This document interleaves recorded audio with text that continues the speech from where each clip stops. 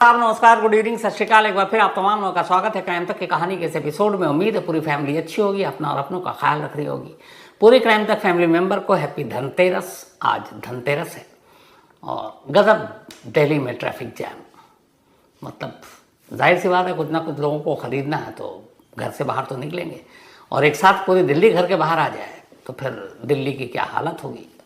दिल्ली में रहने वाले लोग बेहतर समझते हैं। तो हम जैसे होशियार लोग भी हैं जो पहले से ही सब कुछ अपना रूट तय कर लेते हैं और किस गली से किस कोने से निकलना है वो भी कर लेते हैं। तो इसीलिए एक शूट पे गया था, वहाँ से वक्त पे पहुँचना था। तो दिल्ली के जो तमाम खुफिया रास्ते हैं वो रास्ते पहले से पता थे, तो उन खुफिया रास्तों का फ़ायदा उठाते हुए वक्त पे ऑफिस पहुँच गया। वरना एक वक्त लगा था कि शायद आज की कहानी मिस हो जाएगी। वनिता कह भी रही थी, शायद कम्युनिटी में डालने वाली थी कि आज ट्रैफिक जाम, नो कहानी, लेकिन शुक्र है वक्त पे पहुँच गए। आते हैं आज की कहानी के ऊपर। 12 अक्टूबर को बाबा सिद्दीकी का कत्ल होता है। कत्ल के साथ तमाम बातें होती हैं, आप सब सुन चुके हैं, कई कहानियां सुना चुका हूं। 24 घंटे बीते 13 अक्टूबर को मुंबई से दूर, साबरमती जेल से दूर, बिहार के पूर्णिया में कुछ मीडिया वाले कुछ सवाल पूछते हैं। और चूँकि 24 घंटे उस वक्त टीवी पे ही बाबा सिद्दीकी मर्डर केस चल रहा था, लॉरेंस का नाम चल रहा था, सलमान की धमकी चल रही थी, तो लॉरेंस गैंग का नाम उछला। अब पप्पू यादव, मतलब रिकॉर्ड है उनके नाम पर लगा था, मतलब 7 बार वो इंडिपेंडेंट निर्दलीय आज़ाद उम्मीदवार के तौर पर सांसद चुने गए। अभी भी वो MP है, मेंबर ऑफ पार्लियामेंट, सांसद हैं पूर्णिया से, और इस बार भी वो इंडिपेंडेंट अपने समर्थकों के बलबूते पर लड़ गए और जीत गए। तो 7th टाइम MP हैं वो। लेकिन एक उनका इतिहास ये भी है कि वो अपने ज़माने के भी एक डॉन, और डॉन भी ऐसे वैसे नहीं, तो कानून व्यवस्था सब लोग सब डरते थे। तो एक कायदे से कहें अभी पॉलिटिशियन और एक एक्स डॉन। तो बाबा सिद्दीकी के मर्डर के 24 घंटे के बाद अचानक पता नहीं क्या सोचता है और पप्पू यादव एक पोस्ट सोशल मीडिया पर डाल देते हैं। अब दूसरी तरफ से जो बंदा है वो पहले तमीज़ से, फिर गाली देकर और फिर पूरी बातचीत करता है। 2 अलग अलग वीडियो ऑडियो आए जो फ़ोन पर बातचीत हुई, और इस बातचीत में जो कुछ हुआ, कमाल ये कि ये बातचीत का ऑडियो भी खुद इस बार भी पप्पू यादव ने सोशल मीडिया पर डाल दिया, देश को सुना दिया कि लो भाई सुनो क्या कह रहे हैं लॉरेंस गैंग के लोग। अब जो धमकी देने वाला था उसमें से एक का नाम बताया जा रहा है कि अज्जू बिश्नोई है। थोड़ा सा वो हकलाता है, इसलिए अपने गैंग में उसका नाम एक हकला भी है। उसके और पप्पू यादव के बीच में बातचीत हुई, 2 अलग अलग बार बातचीत हुई।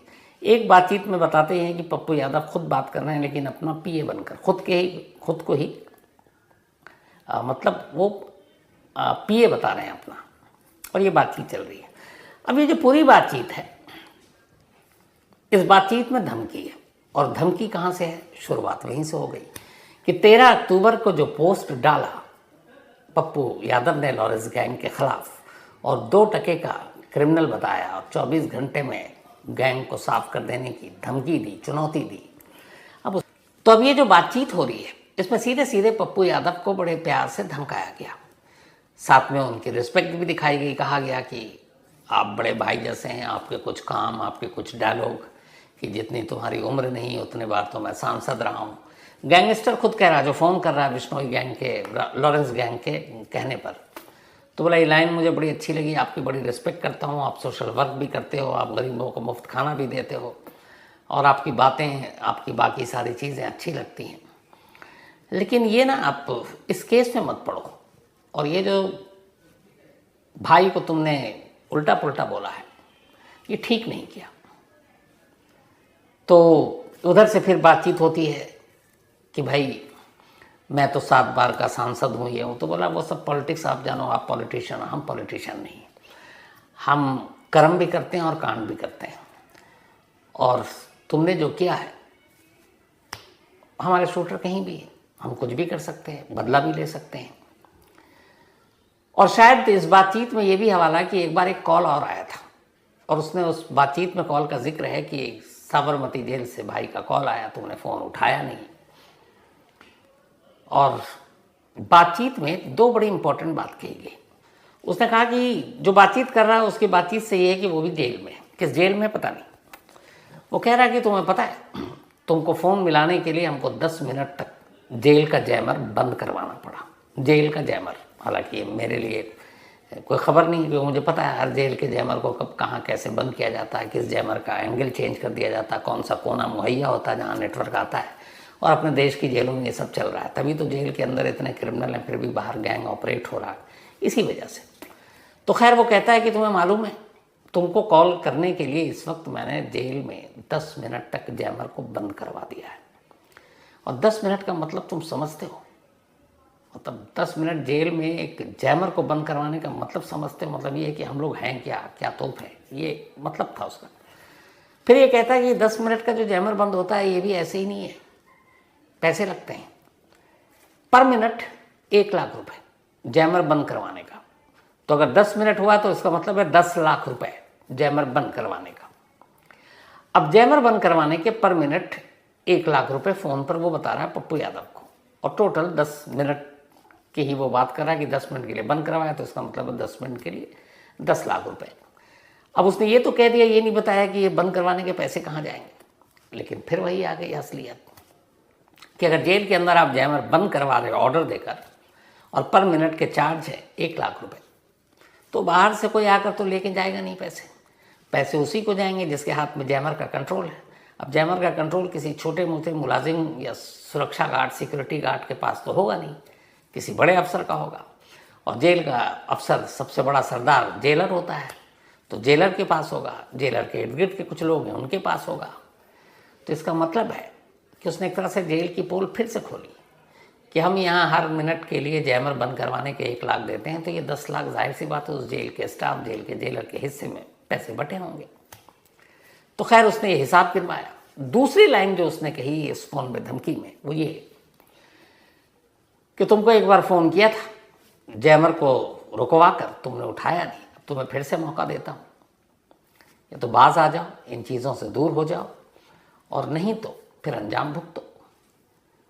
और फिर तुम्हें एक मशवरा देता हूँ, एक काम करो, तुम साबरमती जेल फ़ोन करो। यानी धमकाने वाले ने पप्पू यादव से ये कहा कि तुम सीधे लॉरेंस से बात करो और लॉरेंस से बात करके इस मसले को निपटाओ। उसने कहा कि मैं बीच में खुद पड़ गया हूँ, कैसे कैसे क्या कर रहा हूँ तुम्हें बचाने के लिए, और तुम हो कि इस तरह की हरकतें कर रहे हो, तो अब सीधे लॉरेंस से बात करो। अब ये धमकी में, ये भी ऑडियो में साफ आप सुन सकते हो। अब ये दोनों चीज़ें बड़ी इंपॉर्टेंट थी, दोनों लाइन उस धमकाने वाले को, जो खुद को लॉरेंस गैंग का बता रहा था, जिसका नाम अज्जू विश्नोई या हकला के तौर पर सामने आ रहा है। पहला ये कि जैमर रुकवा दिया जाता है जेल में पैसे के दम पर। दूसरा ये कि अब पप्पू यादव लॉरेंस से फ़ोन पे बात करें। अब यहाँ एक बड़ा इंटरेस्टिंग सवाल है, फ़ोन तो रख दिया गया, पप्पू यादव को धमकी मिल चुकी, क्या पप्पू यादव अब साबरमती जेल में लॉरेंस को कॉल करेंगे, फ़ोन पे बात करेंगे, और क्या बात करेंगे ये तो पता नहीं। लेकिन क्या उस बातचीत के बाद अपने बाकी जो पोस्ट, फिर बाकी जो डाल रहे हैं, सार्वजनिक कर रहे हैं, क्या लॉरेंस से बातचीत की उस पूरी बातचीत का ऑडियो भी वो सार्वजनिक करेंगे, सोशल मीडिया पर डालेंगे? ये बड़ा इंटरेस्टिंग सवाल है। अब इन दो डॉन के बीच की लड़ाई, क्योंकि एक्स डॉन पप्पू यादव भी रहे और लॉरेंस डॉन ही मानिए आप, दोनों के जो समर्थक हैं, सपोर्टर हैं, चाहने वाले, उनके बीच में बड़ा इंटरेस्टिंग एक झगड़ा हो गया। पप्पू यादव के सपोर्टर कह रहे हैं कि लॉरेंस जैसा ये गैंग या वो जो लोग हैं, ये सब पता नहीं बरसों पहले पप्पू यादव ये सब कुछ कर चुके हैं, बच्चा है। और लॉरेंस गैंग ये दिखाने की कोशिश कर रहा है कि देखो इस वक्त हमसे कोई बड़ा नहीं है, तुम्हारा दिन गया, तुम अब पुराने हो चुके हो इस फील्ड में, हम नए हैं। तो एक तरफ पप्पू गैंग के लोग या पप्पू यादव के समर्थक पप्पू यादव को हीरो के तौर पर पेश कर रहे हैं कि भाई किसी से डरने वाला नहीं, छूट मिल जाए पुलिस प्रशासन से तो 24 घंटे में लॉरेंस गैंग का नाम और काम ख़त्म कर देगा। उधर लॉरेंस गैंग के लोग कह रहे हैं कि भाई सुधर जाओ, भाई से बात करो, माफ़ी मांगो, और नहीं तो अंजाम भुगतो। तो अब दोनों गैंग और उनके जो सपोर्टर हैं, और ख़ासतौर पर सोशल मीडिया, वो भी हिस्से में बढ़ गई। एक पप्पू यादव सपोर्टर, एक तरफ लॉरेंस गैंग के सपोर्टर। अब सपोर्टर एक दूसरे के बारे में राय दे रहे हैं। अब ये सारी चीज़ें तो एक तरफ है, लेकिन अब धमकी मिली तो पप्पू यादव को ही पता है यार, धमकी मिली है, सांसद हैं। और इस धमकी के साथ साथ उसने बाकायदा ये भी कहा कि हमें पता है तुम कहाँ कहाँ जाते हो, और ख़ास तौर पर उसने 9 ठिकानों के बारे में जानकारी दी पूरी बातचीत में। और उसने कहा कि कॉल पे कि तुम्हारे 9 ठिकाने तो हमने आइडेंटिफाई कर लिए, जहाँ तुम जाते हो हमारे शूटर वहाँ पे कभी भी तुम्हारा काम कर सकते हैं। और बाकायदा उन 9 ठिकानों का नाम भी ले रहा है पप्पू यादव के।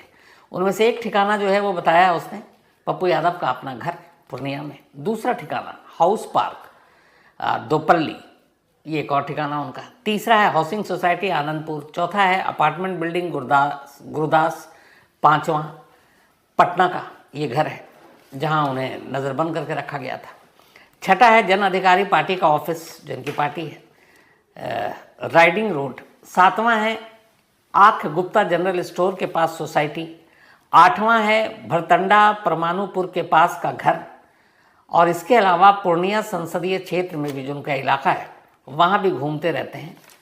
तो उन इलाकों के बारे में भी हमारी पूरी जान पहचान है। तो मतलब 9 ठिकानों के पप्पू यादव की लिस्ट भी गिना दी, और ये भी बता दिया कि देखो हमारे तो शूटर हर तरफ है, बेइंतहा शूटर है, आप देख लो। अब जब ये सारी चीज़ें इतनी डिटेल में कही तो पप्पू यादव ने जिस तरीके से सोशल मीडिया पर ये लड़ाई छेड़ी लॉरेंस के खिलाफ, तो अब लगा ये लड़ाई बहुत आगे बढ़ेगी। अगले दिन इस धमकी का खुद ही पप्पू यादव ने सोशल मीडिया पे वो बातचीत भी जारी कर दी जो गैंग का था। इसके बाद अब जो अपने नेशनल मीडिया को पहुंच गए पप्पू यादव के पास कि आपको लॉरेंस गैंग से धमकी मिली है, कुछ कही है। जैसे ही लॉरेंस का नाम सुना पप्पू यादव ने सबको झड़क कर भड़का कर भगा दिया, कोई बात नहीं की। बाद में खबर आई कि पप्पू यादव ने पूर्णिया के जो पुलिस कप्तान हैं, पुलिस अफसर हैं, उनको और फिर एक लेटर जारी किया। वो लेटर भी सोशल मीडिया पे आ गया। उन्होंने कहा कि ऐसे ऐसे धमकी मिली है तो हमारी जो है सुरक्षा बढ़ाई जाए। अब पप्पू यादव को ऑलरेडी शायद वाई कैटेगरी की सुरक्षा मिली हुई है।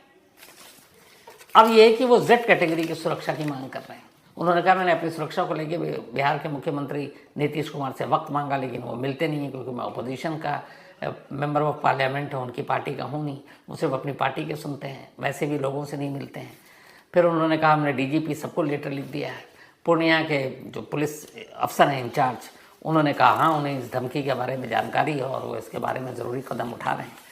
तो एक तरफ पहले तो पूरी धमकी धमकाना, पूरी डॉनगिरी, और फिर उसके बाद धमकी के बाद अब सुरक्षा की भी मांग, और उधर लॉरेंस गैंग को इंतज़ार कि साबरमती जेल में कब कॉल जाता है। तो अब देखिए ये कहानी कहाँ जाती है, क्योंकि कहानी शुरू हुई थी बाबा सिद्दीकी से और सलमान खान को दी जाने वाली धमकी से, और उसके पीछे आया था लॉरेंस गैंग का नाम जो अभी इस्टेब्लिश नहीं है। लेकिन अब इन सारी चीज़ों में अचानक लड़ाई का रुख कहीं और मुड़ गया है। मुंबई से दूर, बांद्रा से दूर, साबरमती से दूर, पूर्णिया बिहार का, जहाँ पप्पू यादव है। तो आने वाले दिनों में देखिए क्या होता है। क्या साबरमती जेल में फ़ोन करते हैं, क्या उस बातचीत को भी वो सोशल मीडिया पर डालते हैं, इंटरेस्टिंग होगा यह देखना। लेकिन फ़िलहाल एक डॉन और एक दूसरा कभी डॉन रहा था कभी, इन दोनों की बीच की जो लड़ाई है वो इस वक्त सुर्खियाँ बनी हुई। तो ये थी आज की कहानी खत्म करूं उससे पहले वही अपना सिलसिला। आज उत्तर प्रधान, इनका बर्थडे है, तो हैप्पी बर्थडे उत्तर। और ये भेजा है लोरीश जी, उत्कल, सुगम और श्रुति। साथ ही जुबैर तांबे, इनका भी आज बर्थडे है, हैप्पी बर्थडे जुबैर। इसके अलावा रेखा रॉय, इनका भी आज बर्थडे है, हैप्पी बर्थडे रेखा जी। और ये सौरभ रॉय, उनकी वाइफ है, होजाई, असम से। सत्यम साहू का भी जन्मदिन है, और सत्यम साहू उर्फ अक्तू वाला, तो हैप्पी बर्थडे सत्यम साहू उर्फ अक्तू वाला, और ऑल द बेस्ट। और ये क्राइम जर्नलिस्ट बनना चाहते हैं तो मेरी पूरी आपके लिए बेस्ट विशेस हैं।